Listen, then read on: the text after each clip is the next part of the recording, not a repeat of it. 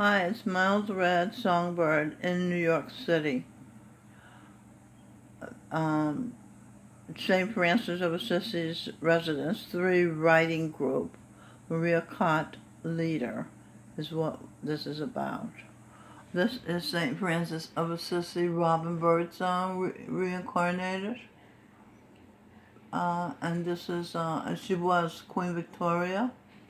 This is Indiana Jones, Earl Percy, who was Albert, Prince Consort, Robin's husband when she was Queen Victoria. She was also Dr. Seuss. She did the rhymes for this book. Sneezy the Greasy Babysits Abigail. Here she is again with His Royal Highness Crown Prince Guillaume of Luxembourg, and that's her mother, me.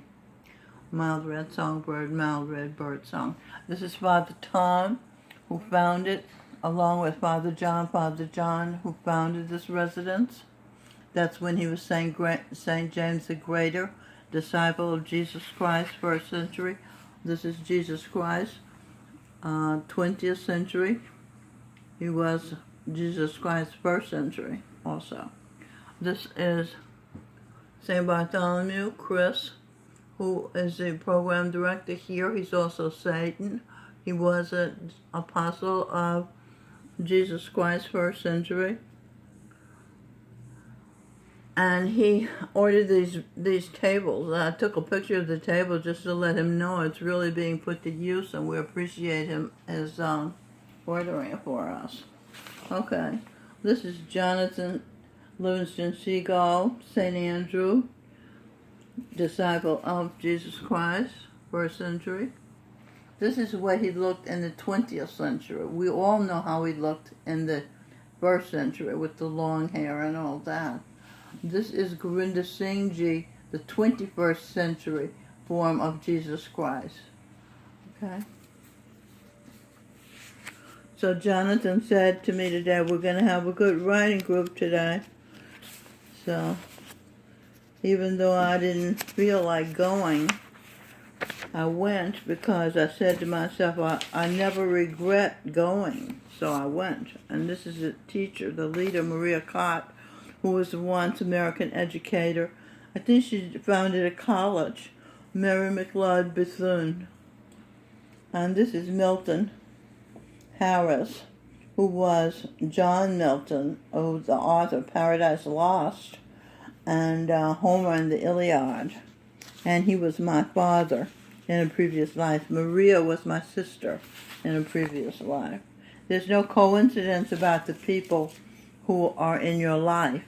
You know, when you get to know your past lives, because of the path I'm on, Saint-Mont, I've been able to learn a lot of my past lives and getting a lot of explanation as to why things happen to me and who the people are in my life and why they are. So this is the prompt she gave us. It says, read the poem below and answer the questions as detailed as you can. She wanted us to weave a story out of this.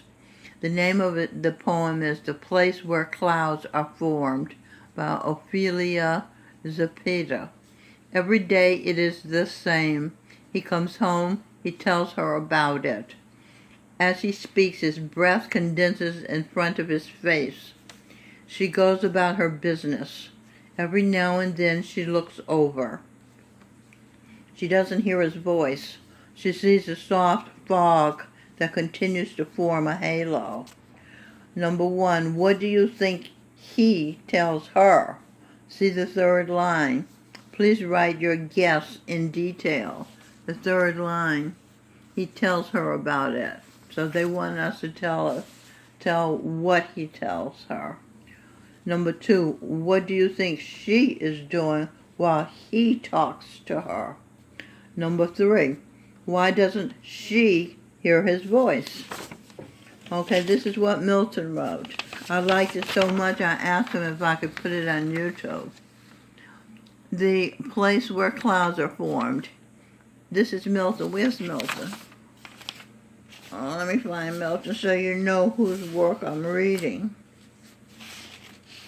Here is Milton. Okay, this is Milton. I'm reading his work. he talks about the same things he does every day. How the trains are always late, how crowded they are, the smells, the people, how he always gets his coffee and donuts at the restaurant next to the building.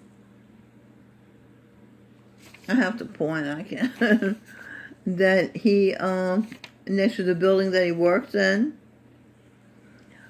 His job is to sell advertising for shoe polish. Now remember, these people were, Milton's imagining this. Okay. He explains in detail how the layout of the ads are, who they are, the number of pages the ads are to be in a magazine.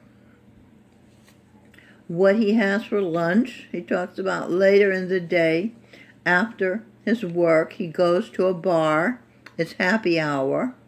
He has his regular drink, talks with his everyday friends. They talk sports, politics. Then he heads home with the same mob of people, the delays. When he gets home, he has a drink to put him into a better mood. She is cleaning her knickknacks. They are quite exquisite. It's either exquisite or exactly. What do you think that is? Is that exquisite or exactly? It's one of the two. The dinner is in the oven for the next 15 minutes. She is in alternative reality. She has learned how to plug into her mind when she hears what he is saying. It is like a fog to her, F-O-G, to her. She trips to a whole way of being, leaving behind her humdrum life. Her universe is one of exploring her level of reality. Sounds like my life. My universe is exploring my level of reality, which is from the sun. I'm an extraterrestrial from the sun. And that's the thing about writing in this group. You know, you're reminded and learn about your own self sometimes. Okay, this is a real Kata teacher. Now this is what I wrote. He tells her his boss passed by the... where's my picture? I'll show you my picture. Oh, I don't know where it is right now. Oh, it's in here. I can't find it right now. You'll just have to look at the words. He tells her his boss passed by the conveyor belt and made eye contact with him, smiled, and said, "Good work," pointing to the can of tomatoes he was pasting the labels onto. He told her he was happy to find that he had packed... He told her he was happy to find that she had packed his favorite candy, M&Ms with peanuts, in his lunchbox. Since it was a large size, I shared with Billy, who stands to my left on line, he tells her. My sciatic nerve was starting to bother me, so I made sure to stand a little straighter. She goes about her business, preparing a tossed salad for dinner. She chops a green pepper with a knife. She glances over at him from time to time, making sure not to nick her finger with the knife. She doesn't hear his voice because she's concentrating on making their dinner. He does the same thing every day. He talks about the people where he works. It's not exciting talk, but there is a small comfort in his voice as he drones on about Franklin, who puts the cans into the boxes, and Bill and Edie. He smokes and she imagines he has a halo around him. She adores him. He is her second savior. He works and gives her most of the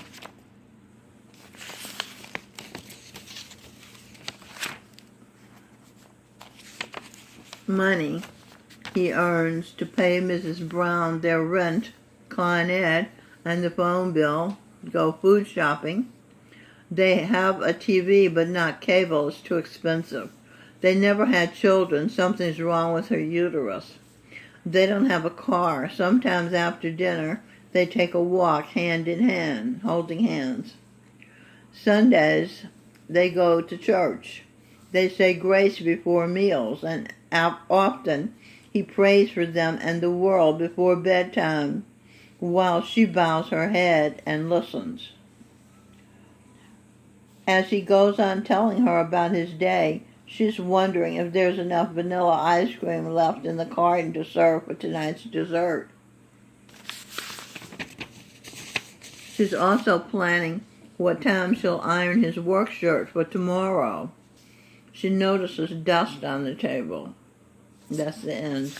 Maria asked me if I would submit this piece to the St. Francis Record. It comes out, I think, once every couple of months. And I said I'd be honored to. So that's what I'm going to do. This is a picture of the people who went to Bear Mountain in November, December 2017. Or at least that's the book it's in. I have writing in this book also. Orlando, once Orville Wright, that's Orlando, my son in a past life, half the Wright brothers who built and flew the first aircraft. I think it was called the Kitty Hawk. His brother Wilbur Wright was my beloved uncle, Brother Wright. Now, the piece I just read about he and she was about Aunt Donnie and Brother Wright. I lived with them during the week from 1st grade to 7th grade. Now, Robin Birdsong, my daughter's this life, was Aunt Donnie. And Sing Birdsong, my son this life, was her husband, Brother Wright. Okay? Now they're brother and sister, and they don't remember their past lives. I know. I remember. Okay, so, what else?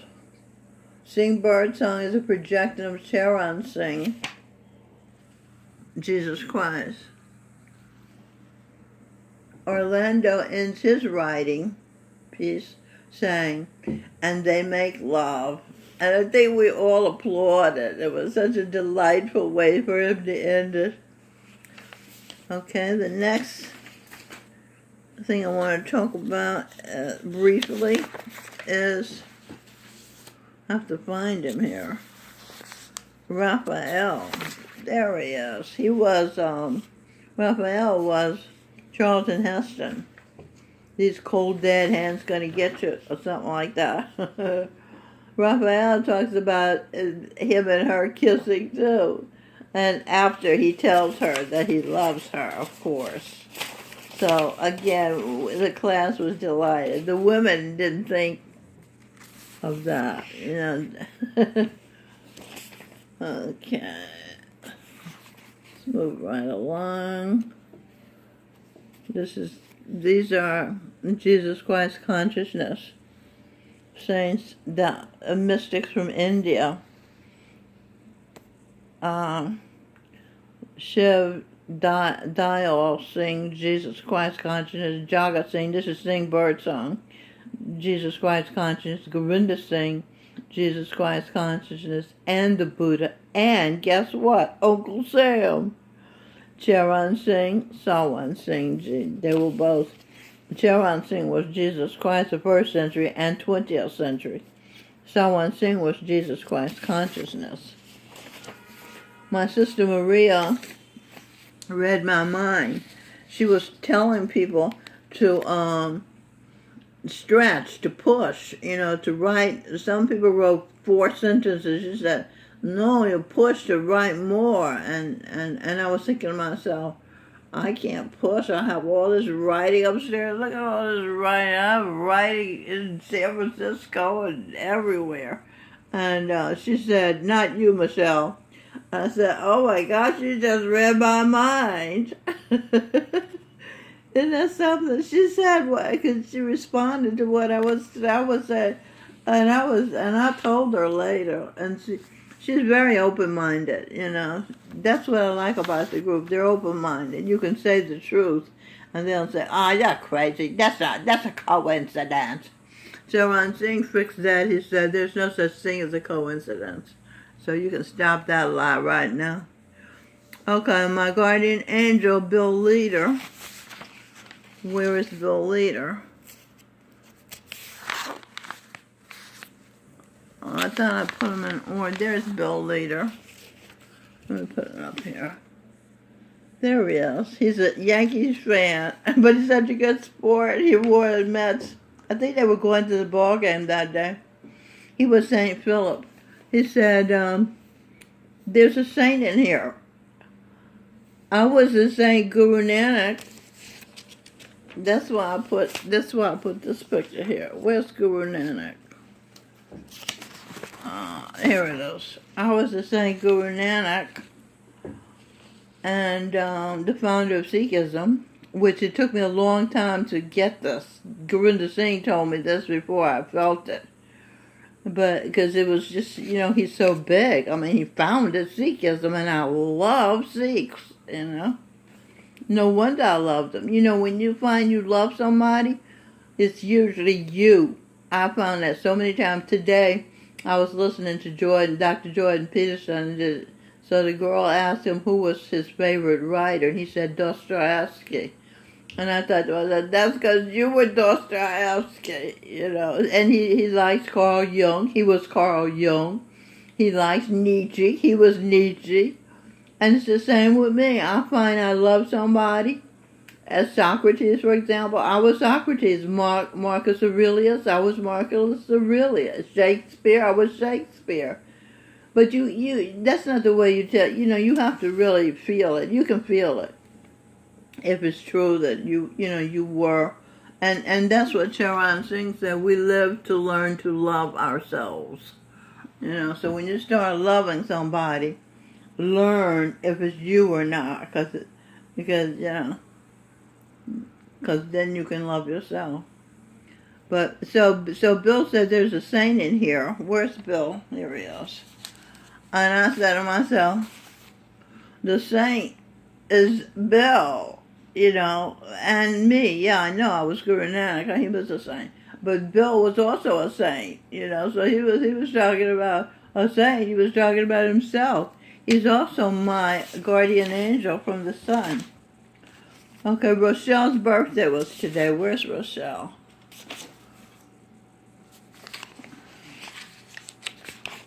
Oh no, I know Rochelle is here somewhere.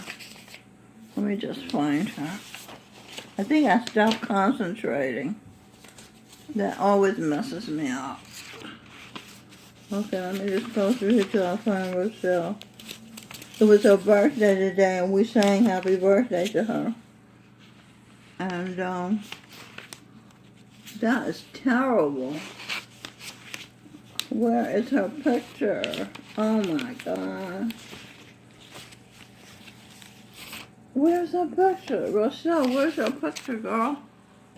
Is it here? There she is. I'm so glad I found her. Here she is. She was Edith Head. She works at Housing Works, and she wears real cool clothes.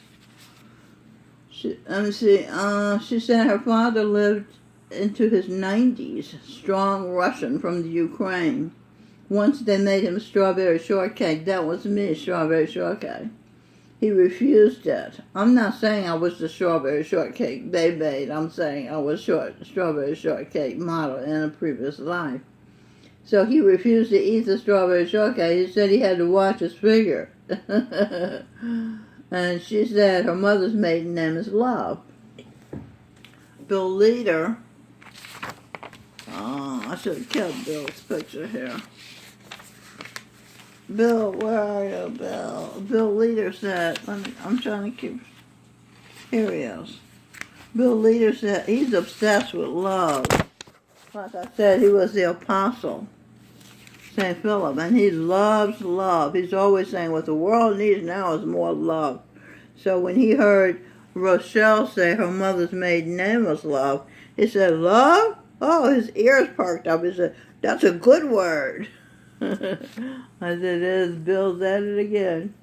And he said every day when his father came home from work, he kissed his wife, Bill's mother, not once, but twice. Every day he kissed her twice.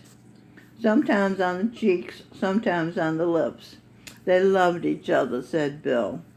I never kissed my father, he said. We always shook hands. I thought, that's good. That's great dignity. That's fine. Velma, I don't have a picture of Velma. She said the woman didn't hear his voice because she was listening to the angel that she was seeing. Okay, let's find your angel. You can't have any false modesty in this revealing occupation. Eve, Mild Red, D. Michelle Birdsong, a member of the group, yes, I'm a member of the group, was Evangeline for Adams, interpreter of planetary placements and stars, an astrologer. I was Evangeline Adams. She was a successful astrologer. Eve Angeline was the first in line of angels from the sun. That's a picture of the sun I took when I was sitting in Starbucks. He was orange. I swear it was orange, but the picture came out white. All the pictures I take of him come out white. And I love taking pictures of him. I love looking at him. He's our supreme being. Okay, what else? There's some more people from St. Francis of Assisi, Residence 3. This is Gretel. You wouldn't recognize her now because she wanted to be black. But I asked her, did some talking share with her, and I asked her if she wanted to be black, so then she realized what she looked like. And she started removing the tattoo. So now the tattoo's almost all gone. This is Serena. I'm wearing the coat that Serena gave me when I came here. I didn't have a coat. And this is Alex. He always speaks to me no matter if he's a long way. Hi, Michelle. He's a Pisces. I have a Pisces moon. Today he said, what you got there, coffee? I said, yes, Alex, I have coffee, dear. And this is PN. She owes me $2. Okay, there you go. So, there you go, Robin. Okay, so that's it. I'm going to end this video for now. St. Francis of Assisi, Residence 3, Writing Group. Maria Cott Leader, signing off till next Tuesday. If we have a good class, I'll make a video and tell you all about it. Thank you very much for listening and watching. Bye-bye.